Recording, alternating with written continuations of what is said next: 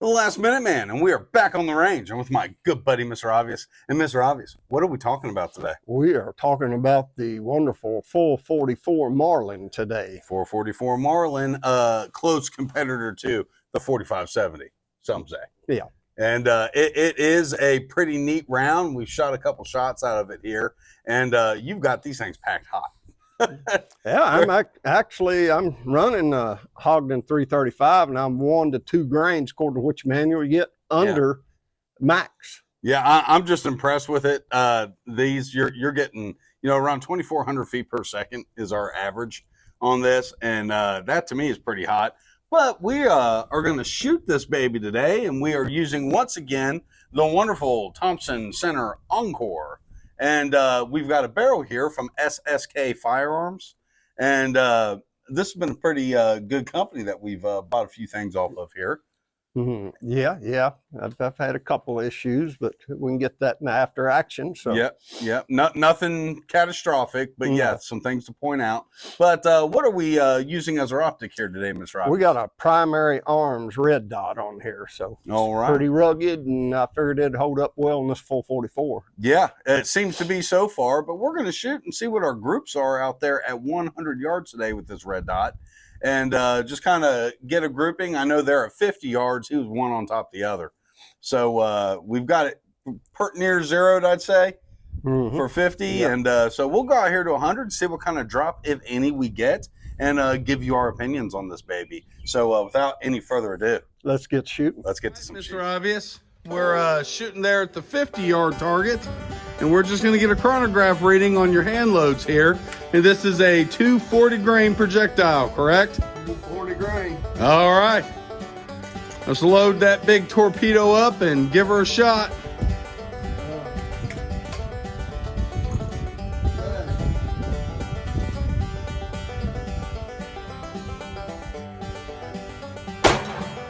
God, you can feel the pressure coming off that. And that shot was at 2,403 feet per second. All right, now, Mr. Obvious, give us another one to verify that reading there. That was a hot one.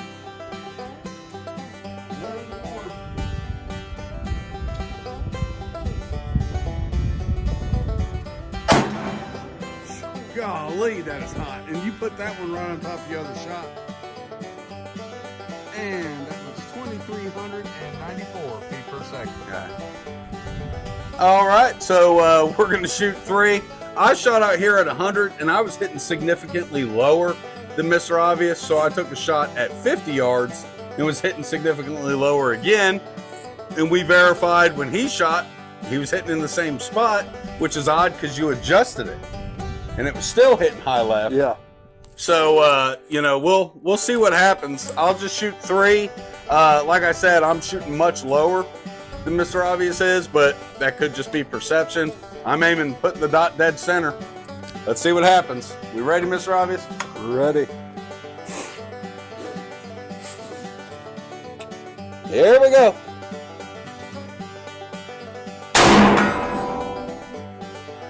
It hit low left. Okay. At 100 yards, you can see these big bullets. The kind of I can feel the pressure off mess that, it makes. All right, here we go. I'm going to go again. Aiming dead center again.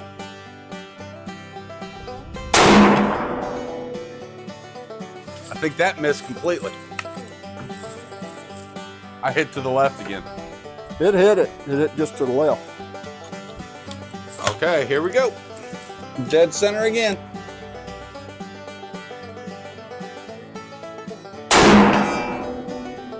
And they're hitting consistently low left for me. So, and I did miss one time. So that's just all there is to it. Now let's get Mr. Obvious to shoot 3. And I don't know why, but it looks like I'm looking through it different than he is. So let's have at it, Mr. Obvious. Okay, Mr. Obvious, you're going to take a shot. We haven't made any adjustments to the sight. And let's see if it's hitting in the same spot or left, right, high or low. All right. All right, let's see what you do, Mr. Obvious. I got the picture-in-picture up here.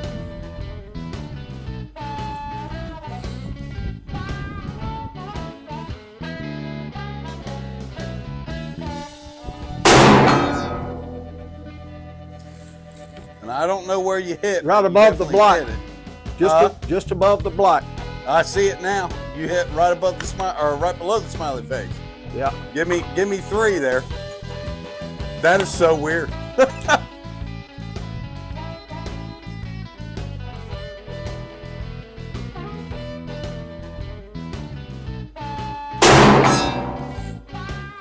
I think you hit right on top of that one.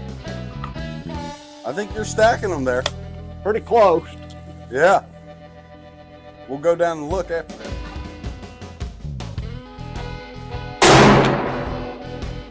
That one went a little high, it looks like. High left. You want to shoot one more at it? Just for good measure? Good, because I about left that one off. The trigger's starting to break in pretty good on this gun, so. Yeah.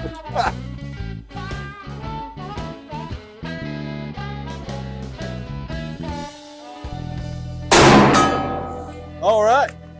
I think you hit that one dead center. Just Because to it the left. didn't rock Look. one way or the other. Let's go look. Let's go look at it.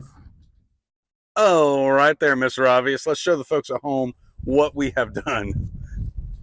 What have we done? We have shot all over this target. Yeah. That's what we have done.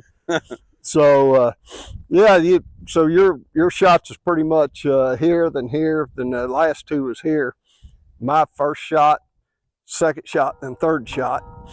So, you know, we gotta adjust the powder, the speeds, get that bullet slowed down. It's way too fast. That's definitely what's going on. I could be stripping copper on the way out the barrel at 2,400 feet. It's yeah. Well, Yeah. and I want to point out we had the chronograph up when I shot the first time. I hit here first. Then my second shot was here, and I want to say first shot was 2,400 feet per second. Second one was 2,185. Yeah. And you know, I doubt I pulled that hard, but these bullets are doing funky things.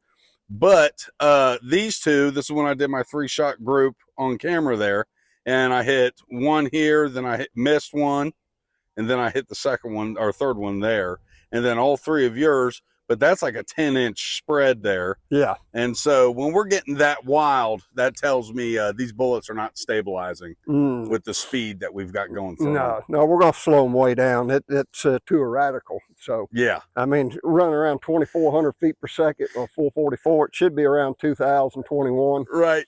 So we'll slow her down. She's hot, man. She's But hot. let's get up here and shoot a water jug and at least show people what we can do at 50 yards, because there's no way we'll miss it there. And we'll shoot this. Are you sure? Yeah. Well, you know what? There's no guarantees in life, but let's shoot this. All right there, Mr. Obvious. We got you set up for maximum carnage. Yeah. We got the thing set up at about 20 yards. Let's see what she does. All righty, you ready? Yeah, man.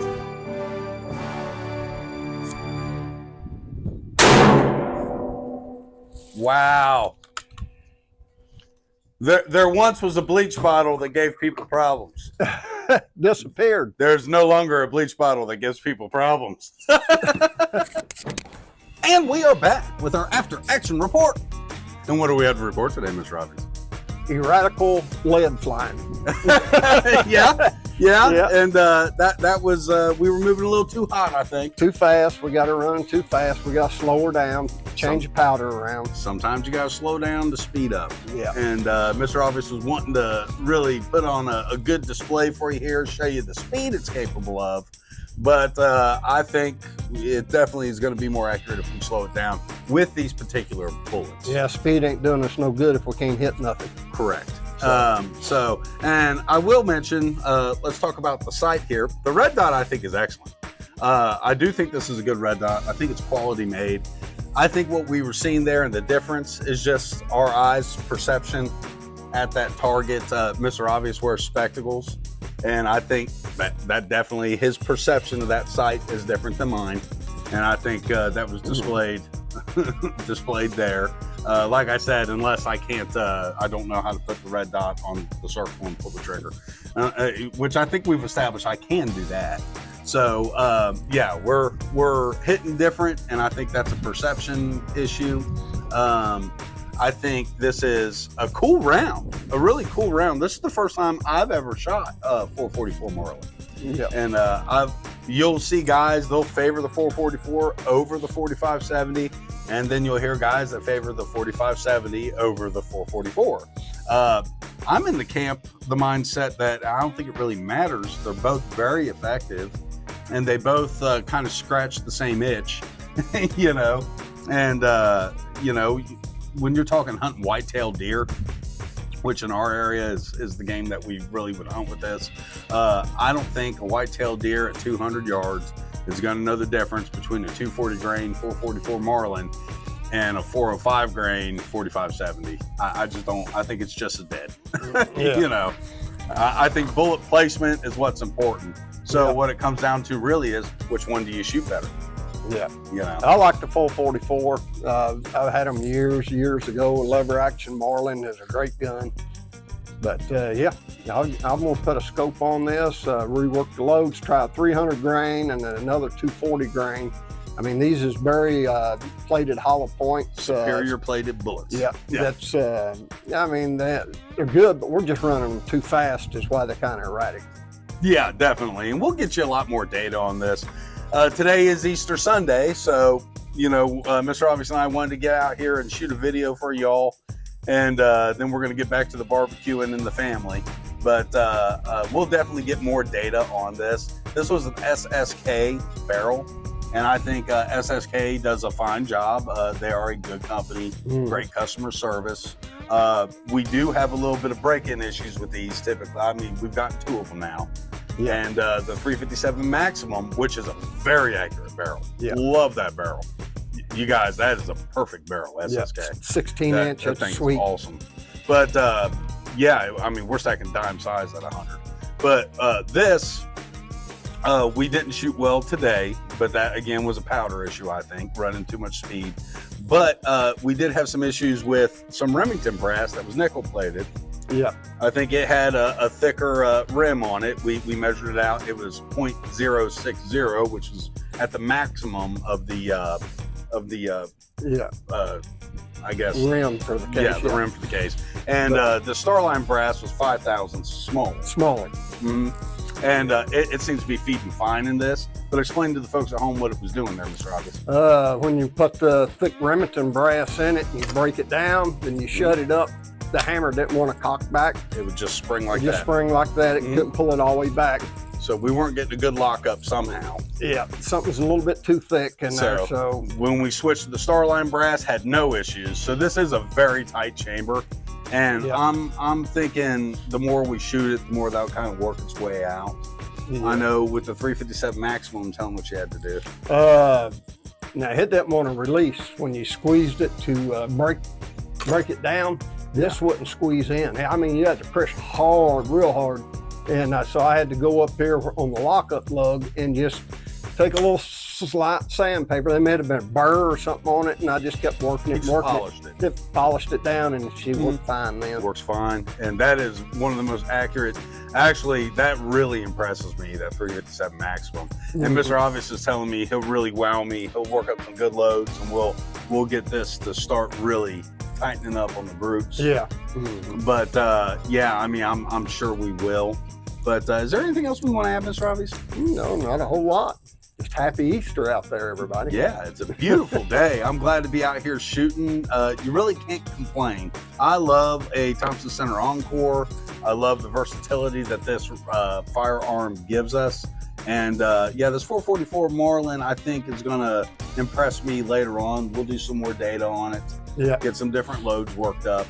But This is a 20-inch barrel, in case we Roger. didn't mention. It's 20-inch barrel. Yep, with a muzzle brake on Yeah, it. and this is from a SSK, and this muzzle brake works great. And I will tell you, these loads were shooting hot enough, I'd say it's nice to have that. His previous loads that he had that were moving a lot slower, but were just a pleasure to shoot.